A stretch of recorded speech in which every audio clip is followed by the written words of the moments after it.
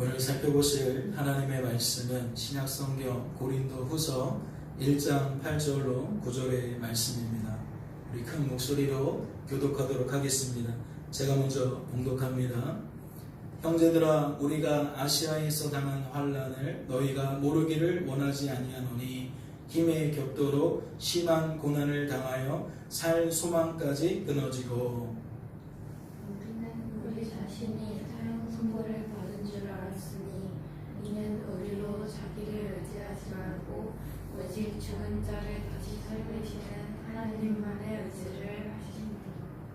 아멘. 오늘은 무엇을 의지하시렵니까? 라는 제목으로 말씀을 나누려고 합니다. 말씀을 보실까요?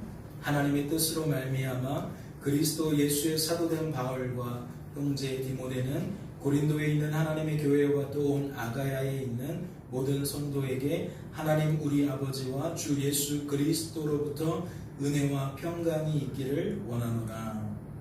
말씀을 통해 무엇을 깨닫게 되십니까? 하나님만 하나님이심을 깨닫게 되십니까? 인생의 주관자와 구원자는 오직 하나님이심을 깨닫게 되시냐는 겁니다. 하나님의 뜻으로 말미암아라는 이 말씀의 의미는 하나님은 하나님의 그 기쁘신 뜻을 친히 이루시되 반드시 이루시고 틀림없이 이루신다라는 의미를 갖고 있습니다. 다시 말씀을 드려요. 하나님의 뜻으로 말미암아라는 이 말씀의 의미는 우리 하나님은 언제나 우리 하나님의 그 기쁘신 뜻을 친히 이루시되 반드시 이루시고 틀림없이 이루신다는 의미를 갖고 있다는 겁니다. 말씀은 이러한 하나님의 하나님 되심을 어떻게도 소개합니까? 그 기쁘신 뜻대로 우리를 예정하사 예수 그리스도로 말미암아 자기의 아들들이 되게 하셨으니 모든 일을 그의 뜻의 결정대로 일하시는 이의 계획을 따라 우리가 예정을 입어 그 안에서 기업이 되었으니. 이는 무엇을 방증하는 겁니까? 이는 바울이 성도가 될 수 있었던 이유가, 바울이 사도가 될 수 있었던 이유가 바울의 됨됨이나 바울의 성장 배경에 있지 않고 누구에게 있다? 오직 하나님께 있다. 하나님의 뜻에 있다. 하나님의 계획에 있다. 그분의 그 예정하심이 곧 바울을 바울되게 만든 것이다. 이는 디모데도 마찬가지입니다. 비록 그가 바울과 달리 우리 구주 예수 그리스도를 나의 주 나의 하나님으로 순적하게 영접했을지라도 그가 그리할 수 있었던 이유는 누구에게 있다? 오직 하나님께 있다. 이는 고린도 지역의 수많은 교회와 성도들도 마찬가지이죠. 혹 그들이 바울처럼 우리 구주 예수 그리스도를 강하게 거부하다가 나의 주 나의 하나님으로 뒤늦게 영접했든, 혹 그들이 디모데처럼 우리 구주 예수 그리스도를 나의 주 나의 하나님으로 순적하게 영접했든, 그들이 그리할 수 있었던 이유는 그들에게 있는 것이 아니라 오직 그들을 향한 하나님의 그 기쁘신 뜻을 따라 하나님의 때에 하나님의 방법으로 그들을 성도되게 만드신 누구 때문이다? 하나님 때문이다. 그렇다면 이 말씀은 죄가 가득한 이 세상에 어떠한 울림을 주겠습니까? 그렇다면 이 말씀은 죄가 가득한 이 세상에 어떠한 메아리를 내겠냐는 겁니다. 범죄한 인생들이 하나님을 망각하고 있다는 울림을 주는 겁니다. 범죄한 인생들이 지금 주어진 삶의 자리에서 하나님을 잃어버린 채 살고 있다는 울림을 준다는 거지요. 생각해 보세요. 범죄한 인생들은 죄가 가득한 이 세상의 죄된 가치관과 상식에 매여 살기에, 즉 사람 논리와 환경 논리에 사로잡혀 살기에 주어진 삶의 원인을 어디에서 찾습니까? 그들은 주어진 삶의 원인을 하나님에게서 찾지 않습니다. 나도 하나님인 줄로 여기기에, 나를 내 인생의 주관자와 구원자로 여기기에, 범죄한 인생들은 주어진 삶의 원인을 사람에게서 찾는다는 거죠. 하나님 대신 사람에게서 찾는다는 겁니다. 다시 말해 그 사람의 됨됨이와 그 사람의 성장 배경 또는 주변 환경 속에서 삶의 이유를 찾는다는 거죠. 사랑하는 성도 여러분, 그 결과가 무엇입니까?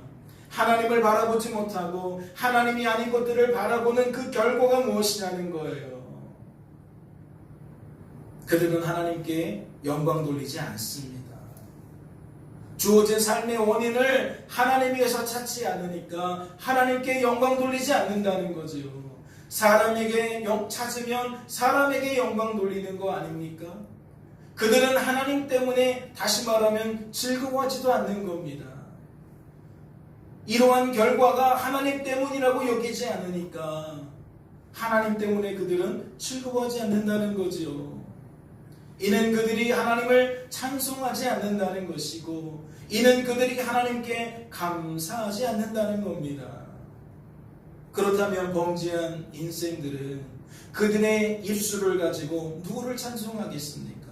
누구에게 감사하겠냐는 겁니다. 그들은 하나님 대신 사람을 찬송합니다. 그들은 하나님 대신 사람에게 감사합니다. 그들은 하나님 대신 하나님이 아닌 것들을 영화롭게 한다는 것이고, 그들은 하나님 대신 하나님이 아닌 것들 때문에 즐거워한다는 것이지요. 말씀은 이러한 인생들의 모습을 다음과 같이 소개합니다. 하나님을 알되 하나님을 영화롭게도 아니하며 감사하지도 아니하고 오히려 그 생각이 허망하여지며 미련한 마음이 어두워졌나니 스스로 지혜 있다나 어리석게 되어 썩어지지 아니하는 하나님의 영광을 썩어질 사람과 새와 짐승과 기어다니는 동물 모양의 우상으로 바꾸었느니라. 그러므로 하나님께서 그들을 마음의 정욕대로 더러움에 내버려 두사 그들의 몸을 서로 욕되게 하게 하셨으니, 이는 그들이 하나님의 진리를 거짓 것으로 바꾸어 피조물을 조물주보다 더 경배하고 섬기니라. 주는 곧 영원히 찬송할 이시로다. 아멘. 죄악 많은 이 땅에서 다 이렇게 살고 있다는 얘기입니다. 많은 사람들이 이것을 행하고 있다는 거예요. 즉 우리 주변은 다 이것이 주류라는 거죠. 대부분의 사람들이 입만 열면 하나님을 경배하고 하나님을 자랑하는 게 아니라, 하나님을 높이고 하나님을 섬기는 게 아니라 하나님이 아닌 것들, 특별히 누구를? 사람을 경배하고 사람을 섬기고 있다는 거예요. 그렇다면 과연 누가 죄악 많은 이 땅에서 그럼에도 불구하고 하나님을 찬송하겠습니까? 이 세상의 주류는 그 입술로 하나님을 내지 못하는데, 누가 이 세상과 동료가 되지 않고 이 세상의 거대한 흐름을 뒤집고 독자적인 길을 가겠냐는 거예요. 모든 사람들이 사람을 칭찬하고 사람을 경배할 때에 과연 누가 하나님을 찬양하겠냐는 거죠. 과연 누가 하나님께 감사하겠냐는 겁니다. 다시 말해 누가 하나님께 영광을 돌려드리고 하나님 때문에 기뻐하겠냐는 거죠. 말씀은 그 답을 성도된 우리들에게 어찌 소개하고 있습니까? 말씀은 하나님의 그 기쁘신 뜻을 따라 성부, 성자, 성령 하나님께로부터 말미암는 은혜와 평강을 누리게 된 자들이, 그리한다고 소개하고 있습니다. 즉 죄악 많은 이 땅에서도 하나님은 여전히 역사하고 계시는데, 하나님의 역사를 따라 은혜를 받게 된 자들은, 평강을 누리게 된 자들은 뭐하게 된다? 하나님을 찬송하게 된다. 뭐하게 된다? 하나님께 감사드리게 된다. 이는 하나님께로부터 말미암는 은혜가 없다면, 평강이 없다면 악하고 약하고 무능한 우리들은 결코 그리할 수 없다는 이야기입니다. 성도라 할지라도, 하나님께 구원받은 성도라 할지라도 스스로의 힘과 능력으로는 결코 그리할 수 없다는 거지요. 교회 다녀도 은혜를 누리지 못한다면, 하나님의 살아계시는 흔적들을 경험하지 못한다면 뭐하게 된다? 사람 자랑하게 된다. 하나님께서 하신 일을 하나님께서 하신 일로 여길 수 없기에 교회를 다녀도 누구를 주목한다? 사람을 주목한다. 하나님이 아닌 것들을 주목한다. 그러니 예배 시간 외에는 찬양을 부를 일이 없는 거죠. 심지어는 예배 시간조차도 찬양을 부르지 않는 거죠. 그 입술로 하나님 내기가 너무나도 부자연스럽다는 겁니다. 그렇게 하나님께서는 사도 바울을 통해 고린도 지역의 교회와 성도를 향해 무엇을 축복하며 기도하게 만드신 겁니까? 성부, 성자, 성령 하나님께로부터 말미암는 은혜와 평강이 그들에게 있기를, 그들에게 넘치기를 뭐하는 거예요? 축복하며 기도하게 만드신 겁니다. 하나님, 고린도 지역의 교회와 성도들에게 은혜를 베풀어 주시옵소서. 그들이 하나님 때문에 평강하기를 원합니다 라고 축복하며 기도하게 만드셨다는 거지요. 이어지는 말씀을 보세요.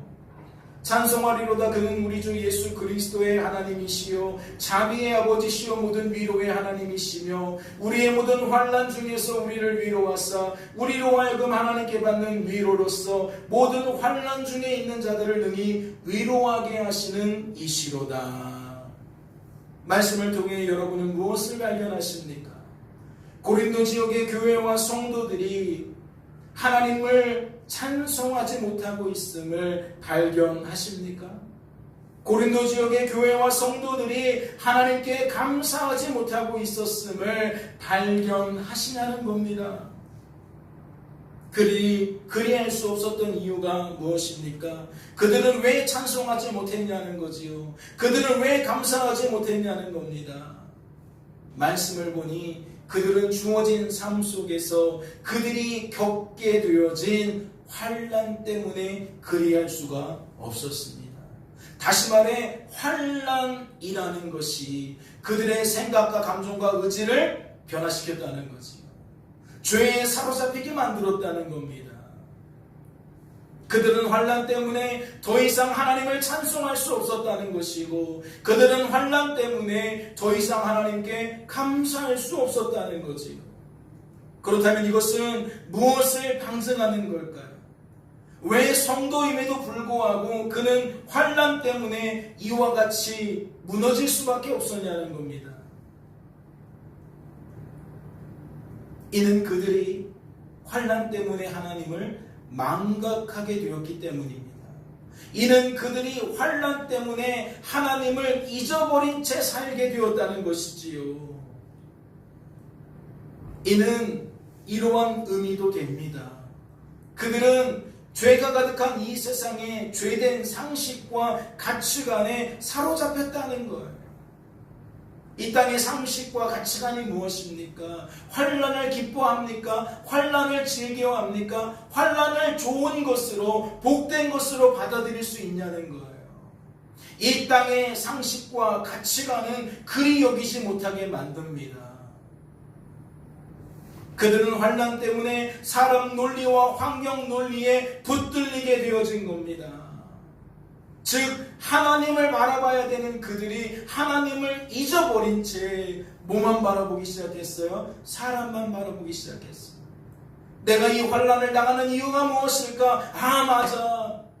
배우자 때문이야. 아, 맞아. 자녀 때문이야. 아, 맞아. 누구 때문이야. 누구 때문이야. 또 환경을 주목한다는 건 뭐예요? 내가 이러한 환난을 당하게 된 것은 내가 이러한 가정 형편 속에서 자라고 있기 때문이야. 내 부모가 이런 사람들이기 때문이야. 내 주변의 친구들이 다 이런 사람들이기 때문이야. 세상에서 말하는 상식과 가치관으로 사람을 더욱 주목하게 된다는 거죠. 삶의 원인을 나의 댐댐이에서 찾게 된다는 겁니다. 내 주변 환경, 내 성장 배경, 이러한 것들로부터 찾아낸다는 거지요. 그렇다면 그 결과가 무엇이겠습니까? 그들은 더 이상 하나님을 바라볼 수 없는 겁니다. 온통 사람에게만 집중하고 환경에만 집중하고 사람들의 말에만 집중하니 하나님을 생각할 수 없는 거죠. 이는 그들이 더 이상 하나님의 그 기쁘신 뜻을 하나님의 그 기쁘신 뜻으로 여길 수 없었음을 의미하는 겁니다. 사랑하는 성도 여러분, 환난을 통해 하나님보다 사람과 환경을 더욱 바라본다면 사람 논리와 환경 논리로 내게 주어진 삶을 재단하게 된다면 우리들도 예외라 할 수 없습니다.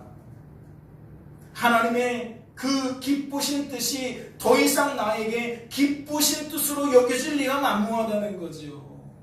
즉 환난이라는 것을 기쁜 마음으로 받아들일 수 없다는 겁니다. 내 삶의 어려움을 우리는 즐거운 마음으로 감수할 수 없다는 거지요. 다시 말해 그들은 하나님의 그 기쁘신 뜻보다 내 뜻을 주장한다는 거예요. 내 뜻이 기쁜 뜻이라는 거죠. 환난이라는 것은 좋은 것이 아니다. 환난이 아니라 오히려 평안이어야 하고 축복이어야 한다. 이러한 내 뜻을 하나님의 뜻보다도 앞세운다는 겁니다. 왜요? 죄가 가득한 이 세상에 죄된 상식과 가치관으로 내 삶을 바라보기 시작하니까, 내 삶의 의미를 받아들이기 시작하니까 성도라 할지라도 그리할 수밖에 없는 거지요. 하나님께서는 사도 바울을 통해 그러한 그들에게 어찌 말씀하신 겁니까?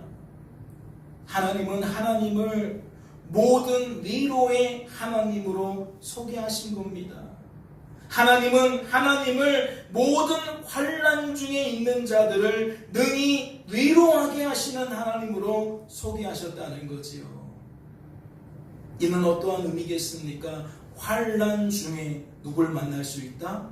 위로의 하나님을 만날 수 있다는 거예요. 능히 환난을 뛰어넘을 수 있도록 만드시는 하나님을 만날 수 있다는 거지요. 하나님께서 환난 때문에 은혜와 평강을 누릴 수 없게 된 고린도 지역의 교회와 성도들을 지금 말씀을 통해 은혜와 평강을 누리도록 만들고 계시는 겁니다. 사도 바울이라는 사람의 입술을 통해 그들이 하나님께서 주시는 은혜와 평강을 누릴 수 있도록 만들고 계신다는 거지요. 하나님은 하나님의 그 기쁘신 뜻을 사도 바울을 통해 친히 이루고 계신다는 겁니다. 앞서 살펴본 것처럼 은혜와 평강이 있을지어다라고 축복하고 기도만 하는 것이 아니라 실제적으로 그들이 주어진 삶 속에서 하나님의 은혜와 평강을 누릴 수 있도록 하나님이 지금 역사하고 계신다는 거지요. 그렇다면 하나님은 무엇 때문에 그리하시겠습니까? 이는 그들이 다시금 하나님을 찬송하도록 만드시기 위함입니다. 우리들의 입술로 허다한 말들만 쏟아내는 것이 아니라 하나님을 찬양하도록 만드시기 위함이라는 거지요. 사람에게만 감사하는 것이 아니라 하나님께 감사하도록 만드시기 위함이라는 겁니다. 말씀은 이러한 하나님의 그 기쁘신 뜻을 이렇게도 소개합니다. 찬송하리로다. 하나님 곧 우리 주 예수 그리스도의 아버지께서 그리스도 안에서 하늘에 속한 모든 신령한 복을 우리에게 주시되 곧 창세전에 그리스도 안에서 우리를 택하사 우리로 사랑 안에서 그 앞에 거룩하고 흠이 없게 하시려고. 이게 뭐예요? 하나님의 그 기쁘신 뜻을 소개하는 겁니다. 우리를 구원하시기로 예정하신, 우리를 택하시고 인치신 하나님의 그 섭리, 하나님의 그 하나님 되심을 소개하고 있는 거죠. 이어지는 말씀을 보세요. 그 기쁘신 뜻대로 우리를 예정하사 예수 그리스도로 말미암아 자기의 아들들이 되게 하셨으니. 우리가 오늘 찬양하지 않았습니까? 힘들고 지쳐 낭망하고 쓰러질 때에 우리가 찬양했잖아요. 하나님은 오히려 그럴 때 우리를 찾아오셔서 우리를 하나님의 아들로, 자녀들로 삼아 주십니다. 무엇 때문에요? 이는 그가 사랑하시는 자 안에서 하나님의 그 사랑을 힘입게 된 우리들이 그 은혜와 평강 속에서 하나님을 찬송하도록 만드시기 위함이라는 거죠. 또 있습니다. 모든 일을 그의 뜻에 결정대로 일하시는 이의 계획을 따라 우리가 예정을 입어 그 안에서 기업이 되었으니 이는 우리가 그리스도 안에서 전부터 바라던 그의 영광의 찬송이 되게 하려 하심이라. 말씀을 통해 무엇을 발견하십니까? 하나님께서 하나님의 그 기쁘신 뜻을 따라 범죄한 우리들의 죄에서 구원하시고 우리를 성도로 세워주시며 성도로 보존해주시고 성도답게 만드시는 이유가 무엇인지 확실하게 발견하셨습니까? 하나님께서 우리를 하나님으로 하여금 나의 주 나의 하나님으로 섬기게 만드신 까닭이 무엇입니까? 이는 하나님을 찬송하게 하려는 것입니다. 우리들이 찬송이 되기를 바라시기 때문이라는 거지요. 다시 말해 우리들이 하나님을 영화롭게 하고 하나님을 영원토록 즐거워하도록 만드시기 위함이라는 겁니다. 하나님은 그런 우리들을 보시면서 흡족해 하시기로 마음 먹으셨다는 거죠. 하나님께서는 이러한 하나님의 그 기쁘신 뜻을 이루시기 위해 사도 바울을 통해 그들을 어떻게 위로하십니까? 이제 구체적으로 그들을 어떠한 방식으로 위로해 가는지 말씀을 통해 하나씩 살펴보도록 하겠습니다. 그리스도의 고난이 우리에게 넘친 것 같이, 여기서 말하는 우리는 누구입니까? 이 글을 기록하고 있는 바울 일행을 말하는 겁니다. 그리스도의 고난이 우리에게 넘친 것 같이 우리가 받는 위로도 그리스도로 말미암아 넘치는 도다. 우선 하나님께서는 바울 일행도 많은 고난을 받았다는 것을 소개하게 만드십니다. 고린도 지역의 교회와 성도들에게 지금 환난을 겪고 있는 그들에게 어떻게 위로한다고요? 우선 위로하고 있는 사도 바울 일행도 너희들처럼 많은 어려움을, 환난을 당했다라는 것을 소개하게 만든다는 거예요. 뭐예요? 같은 처지라는 거죠. 환난을 겪게 된 그들에게 동질감을 호소한다는 겁니다. 나도 너희들처럼 만만치 않은 삶을 살고 있다. 환난은 너희만 당하는 것이 아니다. 구원받은 성도라면 누구나 당하는 것이다. 누구나 당할 수밖에 없는 것이다. 이러한 사실을 알려준다는 거죠. 왜요? 환난 중에 있는 사람들은 거듭해서 말씀을 드리지만 하나님을 보지 못하고 그 환경, 그 사람, 거기에만 함몰되어 있기 때문에 어떠한 결론이 나요? 나만 이러한 처지인 것 같아요. 나만 피해자인 것 같아요. 나만 고립되어서 나만 슬픔 당하는 것 같아요. 왜 나에게 이런 부모를 주셔서, 왜 나는 이런 식으로 성장하게 하셔서 라고 생각하는 이유는 근본적으로 무엇이냐? 남들은 다 괜찮은 것 같은데 나만 경험하고 있다고 생각하기 때문입니다. 남들은 다 순탄한 것 같은데 나만 어려움 당하고 있다고 여기기 때문이라는 거죠. 그런데 하나님께서는 사도 바울을 통해 그러한 그들의 생각에 좀 숨을 틔워주는 겁니다. 여유를 갖게 하는 겁니다.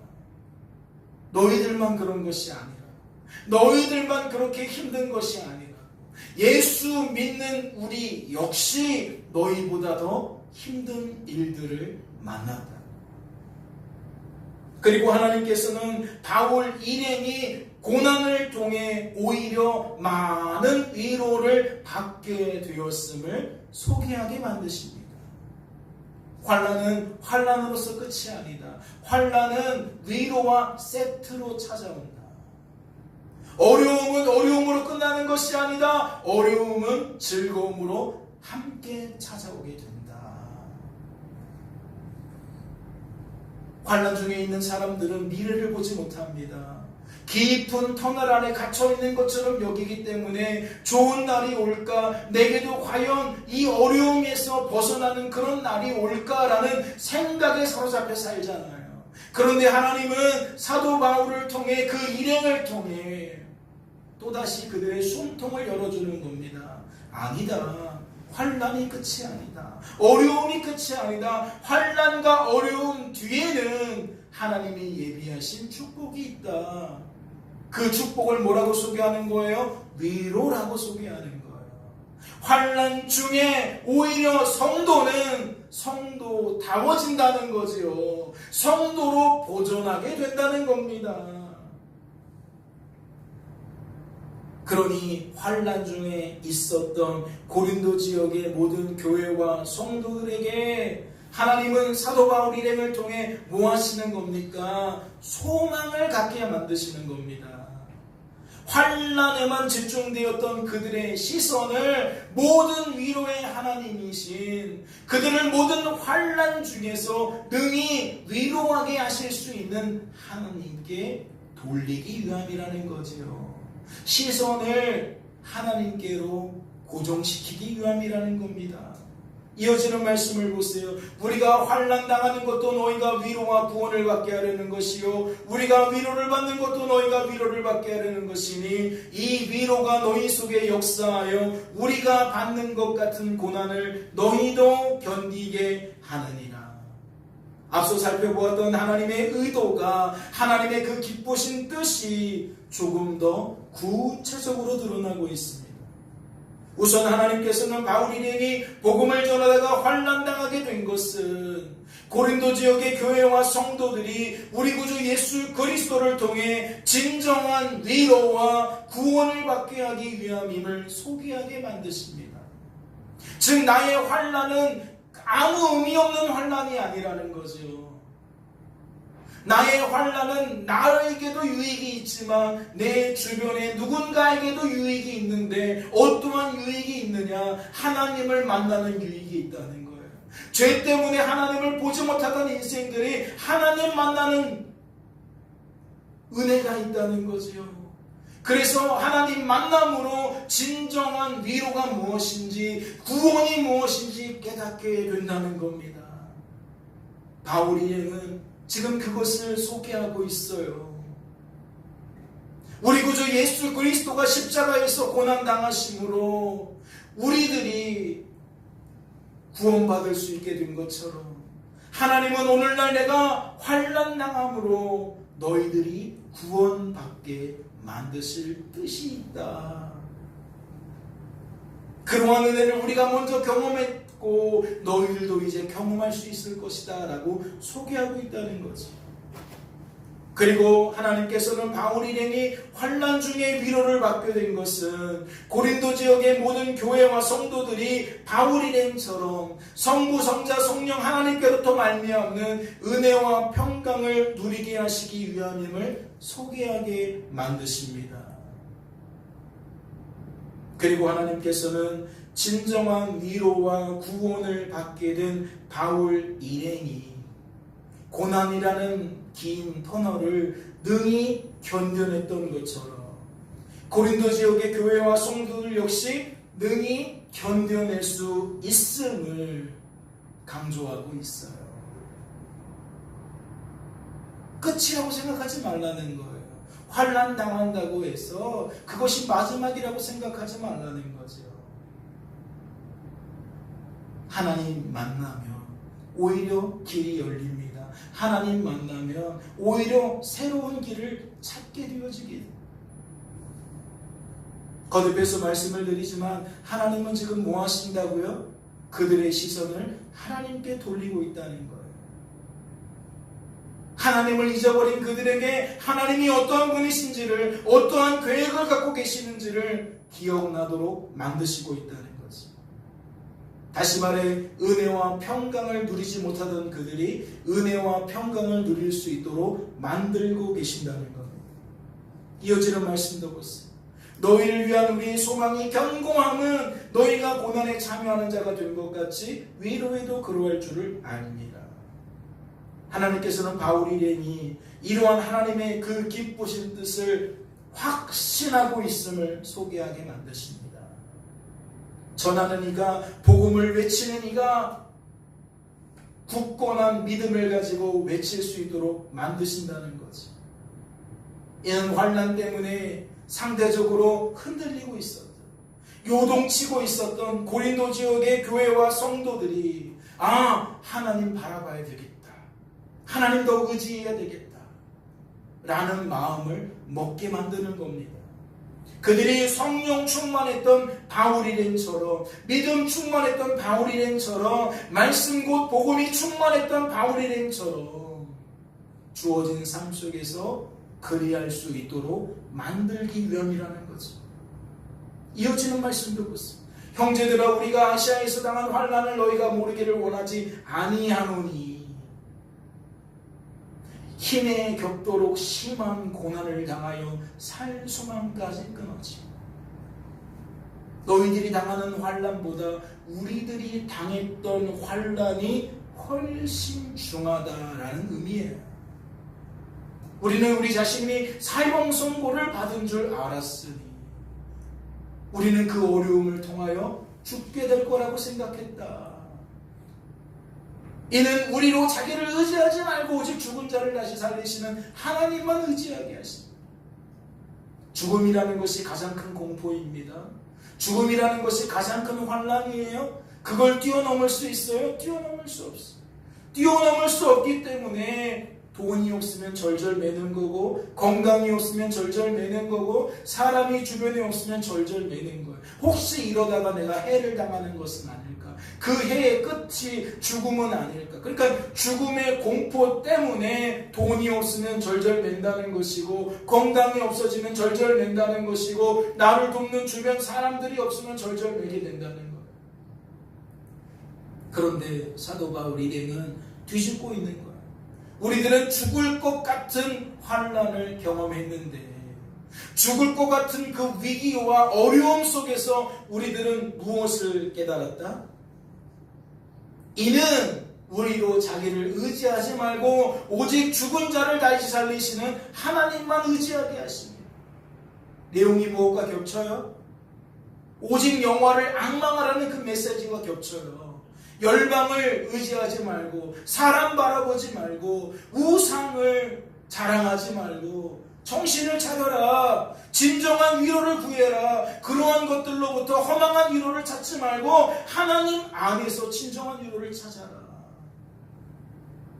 이는 우리로 자기를 의지하지 말고, 하나님이 아닌 것들을 의지하지 말고, 의지의 대상이 아닌 것들을 의지하지 말고, 오직 우리를 죽은 자를 다시 살리시는, 즉 죄에서 우리들을 벗어나게 만드실 수 있는 하나님만 의지하게 하십니다.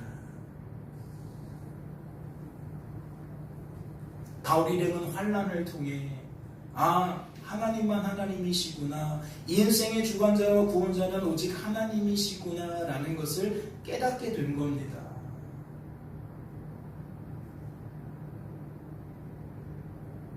굉장히 상대적인 얘기예요. 복음의 은혜 안에 있을 때에는 이것을 부정하는 자가 없어요. 그런데 삶이 조금 나아지고 삶이 조금 괜찮아지면 사람들은 어떠한 오해와 착각 속에 빠집니까? 나도 괜찮은 사람으로 여겨요. 나도 할 수 있는 사람으로 여겨요. 즉 나를 하나님처럼 여긴다는 것이고 나도 내 인생의 주관자와 구원자라고 여긴다고요. 그런데 환난이라는 것은 어떠한 유익이 있어요? 하나님이 나를 돕지 않았으면 나는 아무것도 아니구나 라는 걸 깨닫는 거예요. 나는 결코 죄라는 것을 극복할 수 없는 존재구나, 악하고 약하고 무능한 존재구나 라는 것을 깨닫게 된다는 거지. 하나님은 하나님의 그 기쁘신 뜻을 따라 환난을 통해 범죄한 우리들을 우리들의 죄에서 구원해 주십니다. 환난을 통해 악하고 약하고 무능한 나의 나됨을 깨닫게 만드신다는 것이고, 그러한 우리들을 친히 구원하사 성도로 세우시고 보존하시고 성도답게 만드시는 하나님이 하나님 되심을 깨닫게 만드신다는 거죠. 즉 복음이 복음으로 여겨지기 시작한다는 거예요.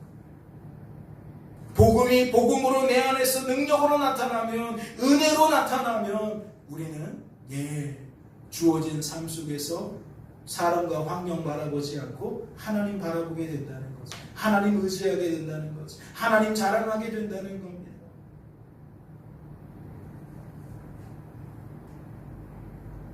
다시 말씀을 드려요. 환난을 통하여 진정한 위로를 하나님을 통해 누리게 된 성도는 어떠한 삶을 산다? 하나님만 바라본다.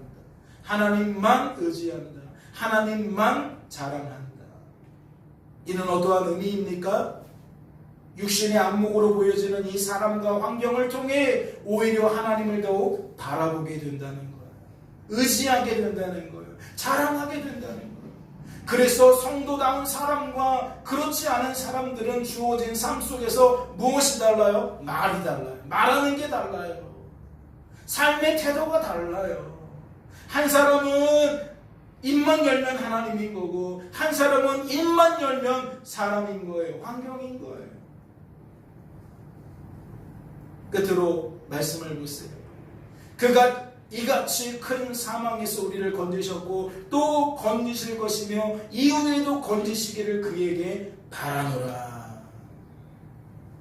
무엇을 깨닫게 되십니까? 성령 충만한 성도가, 믿음 충만한 성도가, 말씀 곧 복음 충만한 성도가 내게 주어진 삶을 어떻게 바라보는지, 내게 주어진 삶의 결과를 어떻게 받아들이는지 깨닫게 되십니까? 그가 이같이 큰 사망에서 우리를 건지셨고 건지실 것이며 건지시기를 바란다. 무슨 얘기예요? 성령 충만하면, 믿음 충만하면, 복음 충만하면 하나님이 내 인생을 주관하고 있다는 거, 하나님이 내 인생을 구원하고 있다는 거, 내 인생은 하나님의 뜻이 언제나 이루어지는 복된 삶이라는 것을 뭐하게 된다? 확신하게 된다. 확신하게 된다. 즉 하나님만 하나님이시라는 걸 확실하게 된다. 인생의 주관자와 구원자는 오직 하나님이시라는 것을 확신하게 된다. 이건 불변의 원칙입니다. 어제도 그랬고 오늘도 그렇고 앞으로도 그럴 거예요.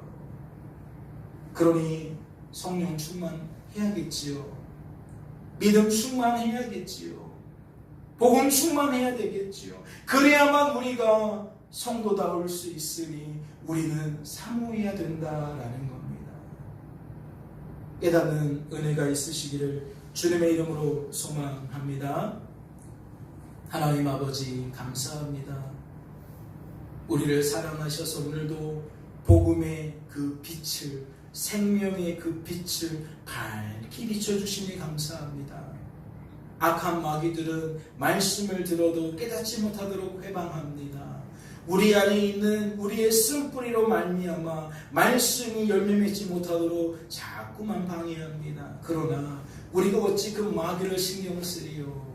하나님이 우리를 위하시는데, 하나님이 하나님의 뜻을 이루시는데 우리가 어찌 그러한 것들을 신경 쓰리요. 하나님, 성령 충만하게 하셔서, 믿음 충만하게 하셔서, 복음 충만하게 하셔서 하나님을 더욱 확신하게 하여 주옵소서. 우리를 붙들어 주실 줄로 믿고 감사드리며 우리를 주 예수 구원하신 예수님의 이름으로 기도하옵나이다. 아멘.